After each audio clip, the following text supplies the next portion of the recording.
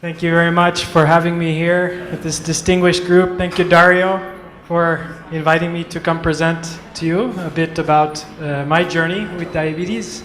I recognize many faces in the room from different projects, and I'm excited to see you here and know that you have probably your own experiences you can share regarding diabetes and sports. I sit on the board of IDF Europe, and the presentation is really intended to talk about my experience as an athlete with diabetes and the various projects that I've since become involved. But I thought I would start by telling you a bit about my own diabetes journey. I was diagnosed as a teenager. I went through many of the same experiences I'm sure you had. The part where, the region where I was living at the time, I didn't have immediate access to a clinic to diagnose me, so it prolonged a bit, and over the course of 3 to 6 months, it became evident that I had very much dehydrated, very much needing fluids, and frequent urination, all the symptoms that you're very used to hearing about. And it was actually my eye doctor who saw my vision change drastically and quickly enough that said, hey, you need to get a blood sugar check. Sure enough, the next day I was in hospital with over 800 milligrams per deciliter, and they began reintroducing insulin into my system. So I went through what I'm sure many of you who are living with diabetes have experienced, or the close ones to you. It was a difficult adaptation, denying, frustrating, and realizing finally that this was something that would be with me for the rest of my life, and that I needed a proactive approach. Especially if I wanted to continue doing sports and exercise at the highest level, which I'd already been doing. So I was lucky that I had people around me that really encouraged me to continue doing sports and activity, which I don't think is always the case. I had close ones in my family, but also healthcare professionals explaining to me how I could go about it, despite it being intimidating for many of us worried about hypoglycemia and otherwise.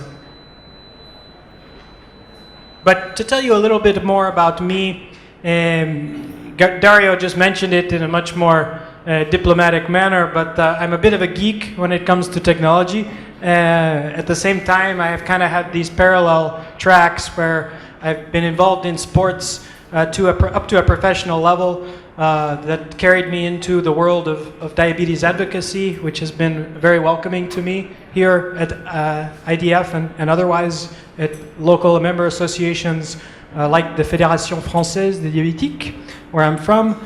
I was involved in a sports team that you may know called Team Type 1, currently under a different name today. Anyone heard of the Team Novo Nordisk guys? They're the ones walking around in spandex on the exhibit floor, and that used to be me as a cyclist living with diabetes. So that brings me to present day, and very much an advocate for technology helping us optimize our diabetes therapy today, but also aware that it can be intimidating for any of us to be involved in sports. And I say that looking around the room and seeing some very active people involved in a number of different sports. So for me, when I became involved in sports and advocating for sports in France, it became clear to me that it was often left out in terms of what can really help with therapy. And I'm not just talking about obesity and prevention, I'm also talking about management of therapy. The optimization and the advantages, the optimization of therapy and the advantages that sports bring have clear evidence and outcomes. The three areas that I've kind of devoted my life to in recent years are youth advocacy, so I feel comfortable in this room so far, although it seems like many years ago now that I was sitting in your shoes. So I'm eager and excited to see so many committed people that have traveled so far for our cause as people living with diabetes. Physical activity, I've already explained, and technology, I'll explain a bit more as I talk about what's helped me in the competitive world of sports. So this was with me this was a picture of me when I had a bit more hair, so it's dating back a few years. And I thought I would start by showing you a video of one of my one of my coverages of sports on the French television, which is subtitled normally. À diabétique, rien d'impossible. C'est le combat que mène Kyle, un cycliste franco-américain. Diabétique de type 1, son pancréas ne produit plus d'insuline, l'hormone qui aide le corps à contrôler le niveau de sucre dans le sang. C'est une forme de diabète rare, contrairement aux diabétiques de type 2, souvent en surpoids. Dans les deux cas, des traitements sont donc nécessaires. Je me pile pour voir le taux de glycémie. Il faut que je m'injecte. Donc maintenant, je suis passé avec... Okay, I'm sorry, the subtitles aren't working, and I probably am aware there are not so many French speakers in the room. But what I'm trying to do is talk to the équipe, which is... L'équipe is a well-known French sports publication and video channel that was trying to explain why it was indeed so difficult to live with something like diabetes and be active at the highest level in a sport like cycling. And this has come quite naturally to me in terms of the exposure that we've received. And I say we because it's often been the organizations that I've been part of. Because I think that you, probably from your own projects, have experienced that there's a fundamental lack of understanding of what it means to live with diabetes day to day. And I think that sports, again, is often the element we don't get an opportunity to speak so much about. And it's something that is incredibly intimidating for a lot of people, whether it's worrying about hypoglycemia or just being able to be motivated to be doing sports in their normal day activities. And my apologies for the language problem here. Do we have a sound connection? Have you been able to play any sound previously today? No. Okay.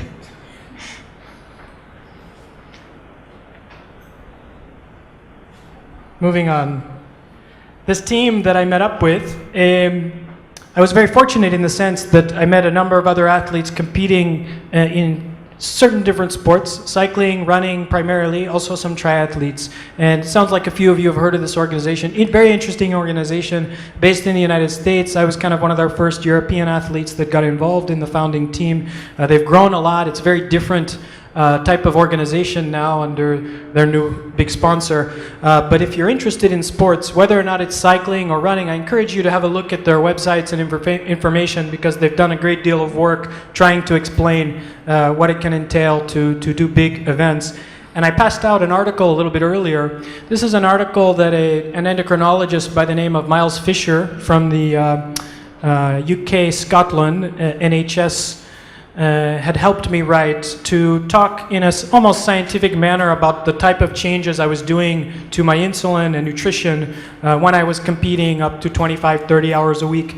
And it's, for those of you who are pumping, I talk a little bit about pumping, I talk a little bit about CGM, but please keep in mind I didn't have those tools during the entirety of my sports career. And I talk a little bit about the differences of when I had them and when I didn't, and what a difference it made.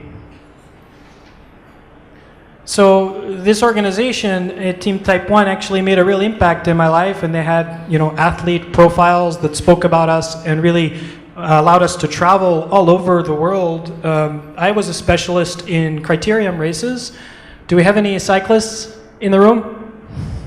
Okay, great. Yes, Ros, I recognize. Okay, well, so for me, criteriums was something that was a specialty more in the US and in the Asian circuits. We have criterium in France, but it's a bit different. And so this is actually a race that goes around several city blocks in a big city.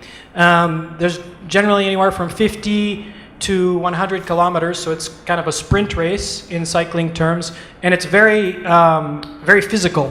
So there's a lot of group activity, there's a lot of pushing and shoving, and the spectators tend to enjoy the crashes, the athletes not so much. But it's a very exciting and intense sport that varies depending on the amount of incline on the particular course. So that's what I was doing, and I was traveling around the world thanks to these organizations that really not only focused on the actual sports project, but talking about sport. So typically we would be doing an event in one of these cities and then be invited to a hospital or a healthcare system to talk about what it meant to be doing this activity as a patient living with diabetes and how well we were able to thrive with diabetes all the way to the community level. And so this is, I thought, was important given why you're here today, to talk to you a little bit about the advocacy part of what the organization was doing. And the number one question we would always get as pros was, what's the magic checklist? You know, what do I need to do? I want to start, I want to do a 5K, I want to go do a walk, I want to go run a marathon. How do I do it, whether I have diabetes or not? So I put together this presentation that I've given a number of times about different types of sport and what is on my checklist, because all I can really do is share with you what worked for me and the many people I've worked with. So I want to make this interactive. I know it's already been an intense session, but what do you think is in this diabetes toolkit? What about you, the cyclist over here at this table? What would you include as key tools for doing sports, having diabetes?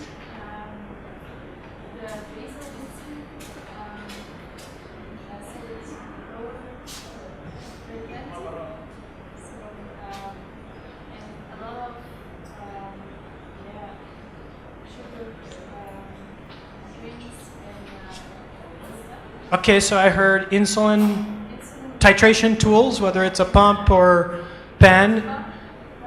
Okay. Nutrition.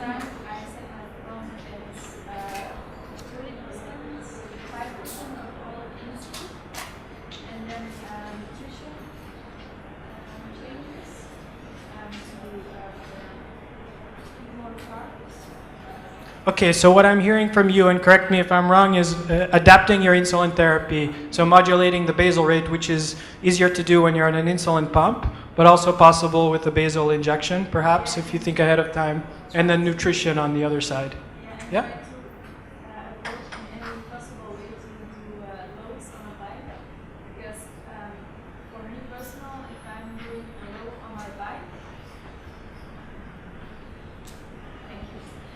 For me personal, if I'm doing hypoglycemia on the bike, my whole ride is over, because I'm so low and I need to stop for a long time, sugar up, and maybe I can do the rest of the ride, but it's really difficult. So I'm really on a really low basal insulin, 5%, 10%, and then I can, most of the time, I can do my ride in a really in the blue zone, so the good zone, really stabilized.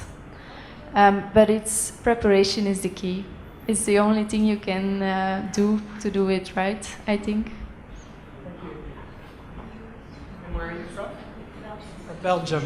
Cycling nation. So thank you for sharing. I think you could give half of this presentation. It sounds like you have a lot of experience. Another comment? I think the biggest key would be understanding what activity does to your body before and after, depending on what that activity is. So if that's doing weights, or if that's doing sprint work, or if that's doing endurance, understanding what's happening while you're doing the activity, but what it does to you immediately after, and then long 6, 7, 8 hours after, and how you need to adjust those. And then if you're competing, what that adrenaline will do to your system beforehand.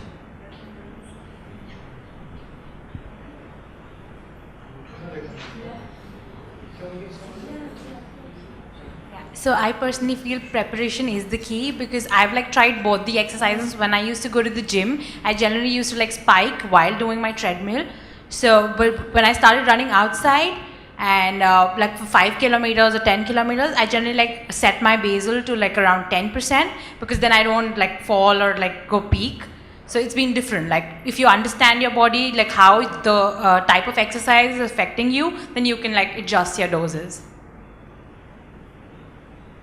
Yeah, and so what I'm hearing is that depending on the type of exercise and the individual, these are strong variables, right? I'm sorry, you had another comment. Yeah? When you think of it. So, I mean, for the sake of time, I'm not going to go through the exercise, but this is the toolkit. And so what I generally do is I talk about the toolkit, and then I say, and this is just a picture of my various sensors and devices, but it's just covering up, okay, so we have these supplies. We need certain things in our toolkit that we've heard examples of. They may vary by different sports, by individuals. But so what are the considerations? So I mean, you're really advanced in your thinking, I believe, and I think it's great in terms of modulating your insulin intake as it relates to the duration. So I gave you away one of the exercise because you mentioned it. What about other things? What are other considerations? When you're thinking of doing a sport, what are the variables? Yeah. Okay, I think after doing a sport, you need to see the characteristics of the sport, the duration, the intensity, and what's your physical condition. Because if you have practiced like cycling and then you're going to do weights or something really different, you need to understand first how the type of exercise and all of these variables would affect a normal body, and then try to think like what the body, if it doesn't produce glucose and glucagon, well, produce it, but it's like variable. How can you make the adjustments to do it similar to a normal body? That's what I learned. Where are you from? Costa Rica. Great. Yeah, I heard a lot there. I heard several times now aerobic versus anaerobic exercise, weightlifting to be a great example of anaerobic exercise, which there's evidence shows could raise blood sugar instead of decreasing it. I'm not going to go into the details of the physiology. You have an expert here that will cover physiology throughout the week, but I will continue to go into these personal experiences from one athlete to an athlete as it relates to sports. Intensity is a really good point, and it's one that I think we often forget about. So me, who I was full-time cyclist for 5 years, I would, at the beginning of the season, require 25% less insulin because I was out of shape, presumably, than at the end of the season. And that's a huge deal, right? And I mean, I wasn't just sitting around in the off season. So this is, I think, something we often forget. 25% for me was a huge fluctuation. And if you're not used to doing an activity, typically you're going to be more insulin sensitive when you're doing it the first time. Your muscles aren't used to it. I had a couple other hands up. Yeah, please share. And share your country if you don't mind. I'm from Anguilla, which is an island in the Caribbean. I think another important aspect of sports is protection, to avoid wounds. I used to do amateur gymnastics, trapeze, and there were certain tricks that I wanted to master, but they would also always give me like wounds on my hands and my feet. And so after a while, I had to decide to give it up because achieving what I wanted to achieve, I had to risk getting wounds that won't heal, infections, and stuff like that. Yeah. So that wasn't a bright idea or the best sport for a diabetic. Okay, thank you for sharing. I've just been told I need to keep moving my presentation along, so I hope you'll keep in touch with me and share your examples at a later date or time. And this is my checklist. So we talked about intensity, we talked about duration. For me, there's one that really comes to mind that is the most important. If I look at my CGM, which I now have the fortune of wearing, and I see a down arrow right before, right as my insulin is peaking, several hours after an injection or bolus, I know I'm in trouble. And if even more the case if I see a hill coming up on my bike ride. And so these are some of the adjustments I made. Keep in mind, 25 hours a week, obviously not typical, and I go into details about when I was exercising in this amount of time, what type of recovery drinks and nutrition specifically I was using. The article is from Practical Diabetes. I've shared it with you under copyright privilege, so please do not redistribute it, but it's approved for this program. And I think one of the messages I want to encourage you to be aware of is that it's not easy, and we've just heard an example of that from this young woman, and I think that there are many examples of why it's intimidating to do sport, and I think that we have to be aware, certainly when we're educating our peers, and many of you are involved in projects where you are leading and educating your peers, that it's not easy for everyone. And it may take practice. And before I was wearing continuous blood glucose monitoring technology, I would sometimes be going on rides where I would be practicing and taking 10, 12 blood sugar pokes to really understand what was going on in my body. I couldn't do that in the middle of a bike ride. Like you said, you can't stop. And if you do end up getting a low, maybe you have to stop. But if you can try to understand what's going on with your body, then I think this practice is incredibly helpful. Now, clearly, I was fortunate enough to have access to those supplies to do so. But I also had people around me that were helping me. And this is a very symbolic picture for me of my 3 buddies who every year we go up a mountain together. And they kind of on the hour or every couple hours, they stop. And in this case, it doesn't look like it, but it was very cold and windy, this California mountain. And so they would make a circle around me, and I would put my hand down and I would, protect it from the wind, right? Because otherwise I was too cold, and take my blood sugar. And they claim this was the Kyle Jacques break. I think they were quite happy to take a break because it was a big mountain. This is the people that are helping me. It's called a lot of things. I call it my type 3 entourage. It's my friends, it's my family, and for me in sports, it was my coaches often. I was very ashamed of my diabetes. I didn't share it with the people around me. I regret that now because the people embraced the fact that I was doing this while I was living with diabetes and really helped me. And many times when I go speak to young children or otherwise, I encourage this because I don't think it's so obvious, where many of us are in societies where we feel judged. And sometimes you feel, especially if you're trying to be a competitive athlete, people will judge this as a weakness. So many years going into my sports, I hid the fact that I had diabetes, worried that I wouldn't be selected and moved up the ladder in terms of sports. And I regret that now, and once I did, I was able to be supported in a way that allowed me to perform better.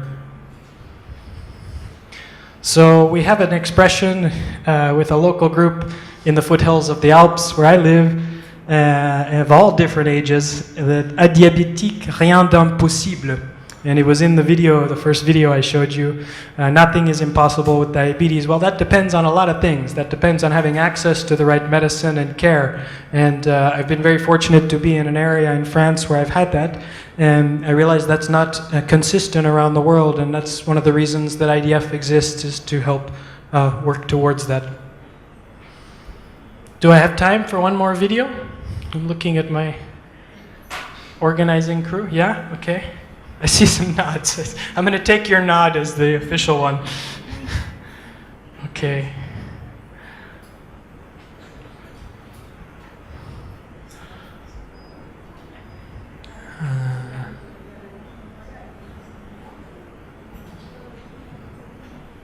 But we still don't have the problem of the sound, do we? Okay, so let me try to walk through what I was saying in the video. This is my point in the presentation where I bring in the fact that technology has played a big part in my role of educating on sports. There's no doubt about it, it's very expensive technology, but the continuous blood glucose monitoring has given me a window into what's going on. And I really hope we get to a day where everyone can have access to this. Because for me now, it's not only, when I take my blood sugar, what it is at the moment, it's the trend of where it's going. And I see a lot of people nodding who've experienced this perhaps personally. But that makes a fundamental difference in our ability to push ourselves and to thus be competitive in the sports world and to understand. And I think that sports is an area where we've really lacked evidence over the years to show exactly what is needed. There's a lot of publications out there around the world, but I can tell just on the amount of invitations I get to go talk about sports and diabetes that people still feel like it's not clear. And so I think that CGM technology will allow us a lot more data to understand better what it entails. In France, we had a big victory this summer. We finally have our first CGM product reimbursed by a national insurer, and it took about 10 years of advocacy work, really negotiating with our governments and patient organizations like the Fédération Française des Diabétiques, which is the member association of IDF in France, played a big part in that. So I think that you all share the responsibility to get access to this type of technology and medication for your fellow citizens. And I'm making the point of how this technology not only helped me in sports, and there I am pointing to the CGM, and I think I'm also wearing a pump on my other arm.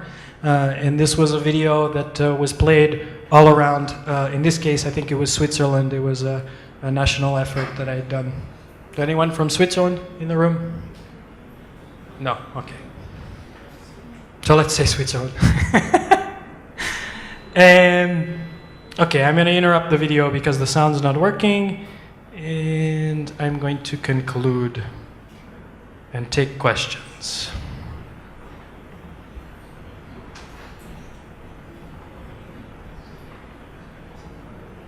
Uros, you can tell your peers about this. I don't have time, but an awesome project that Uros and I were both involved with. And that's my conclusion slide. With all of my teammates in Team Type 1, the co-founders, Phil Sutherland and Joe Eldridge, and the entire organization of pro and semi-pro and amateur athletes a number of years ago. So I want to thank you very much for the opportunity to present to you today and take any questions in the amount of time that we have.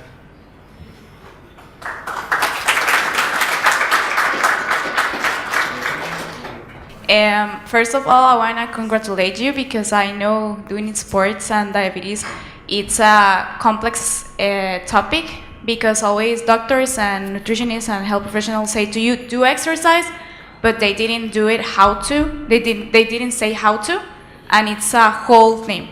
So, well, my question is that if you think that technology is determinant for an athlete, because there's a lot of people that want to be athletes and they don't have access to technology. And personally, I used to use a pump and now I'm not, and I feel like I can handle better exercise without it. That's weird, I know, but do you think that's determinant? Because always that there are like speaks about sports, they say CGMs and pumps help me, but what with other people? Yeah, it's a really good question. So, I mean, I made the point earlier, thank you for your question, that, I was active in pre and post pump for me personally, and pre and post CGM.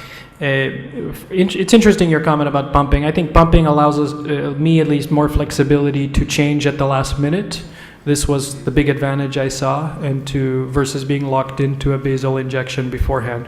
But I also saw disadvantages of being off the pump for other reasons with different types of sports. CGM, I think it's really hard for me to say that it hasn't helped. It's just, I don't think it's a determinant because I did it beforehand, but it was a lot harder and it helps incredibly. And I think even if you just have access to it for a short period of time, I know in some countries you can wear it for a week or two, you can use that time to learn how your body is reacting during practice and during sports, or maybe try out a sport during that time if you're worried about hypoglycemia. And I suggest that as a very powerful use of the technology. So you got this article, which was written by Kyle. Also, you will have that presentation on our web page. And also, if it will be possible, we will kindly ask Kyle just to film him during this conference or some other opportunity, just to have the whole presentation in normal time, not just in 20 minutes. So you will have it in our webinar. So I will invite you to give us a presentation, the full presentation, to become a part of our YLD webinar. Okay, so thank you very much. Have a good rest of your session.